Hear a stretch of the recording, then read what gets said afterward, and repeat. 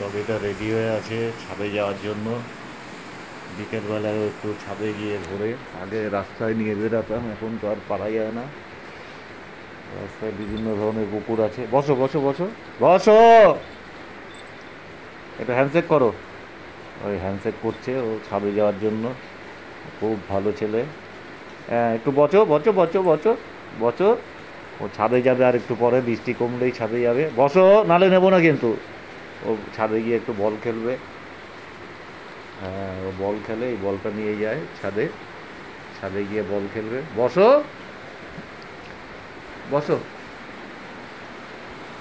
বৃষ্টি কমলে ওকে ছাদে নিয়ে যাব, ছাদে গিয়ে খেলবে।